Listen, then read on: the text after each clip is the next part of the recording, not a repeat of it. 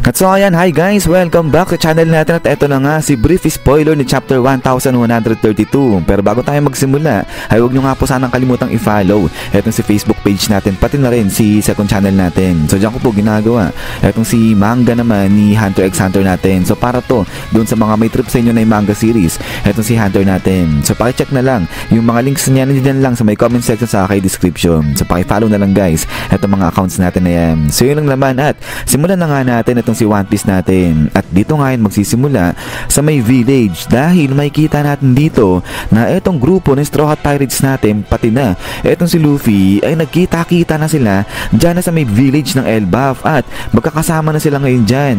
At dito nga sinabi na talagang namamangha etong grupo ng Straw Hat Pirates sa kagandahan ng Elbaf. Pero kasabay nito ay may makikitang note dito sa chapter na to at ang nakalagay ay don't linger in Elbaf for too long. At ang sumulat niyan ay eto ring si Lou Arnott. So hindi ko alam kung ano yung tamang pronunciation ng lalaki na nga na to. Pero eto yung same person na nag-document ng adventure doon din sa may Little Garden. So di natin alam kung ano yung rason niya kung bakit niya nasabi etong mga salita na to na don't linger in Elbaf for too long. But then ay after nga nito ay dito sa may kakahuyan ng Elbaf ay may makikita na may naglalakad na nga na kung sino. So dito ang term nga na sinabi naka-silhouette. Eto naglalakad dyan sa may kakahuyan ng Elbaf. At then ay sinabi na nga rin dito na si Gerd at saka si Goldberg tinalo na si Road naman. At then ay pagkatapos nga niyan is yan guys, so hanggang dito lang itong spoiler natin ito. So grabe, sobrang iksi lang ng spoiler natin. Pero bago tayo matapos ay balikan nga muna natin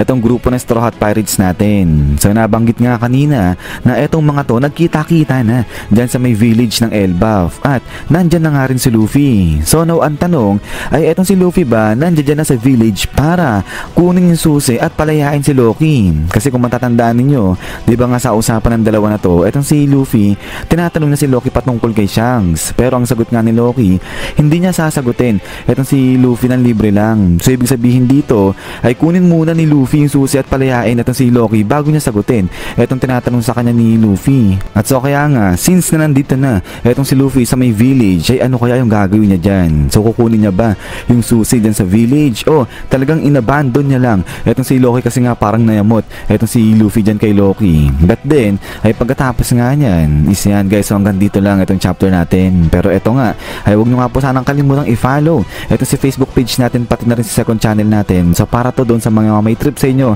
na i-manga series etong si Hunter natin. So yung mga links niyan nandiyan lang kay comment section sa aking description. So pakicheck na lang sila guys at pakifollow na lang itong mga accounts natin. So yun lang naman at ulit ay maraming salamat sa panonood dito kay One Piece natin. So kapag may lumabas na bagong info o dagdag ng mga updates patungkol dito kay chapter 1132 ay ipapresent ko na lang kaagad sa inyo yan guys. So yun lang naman at ulit ay maraming salamat sa panonood. So lagi mag-ingat. God bless niyo lahat at kita-kits tayo ulit.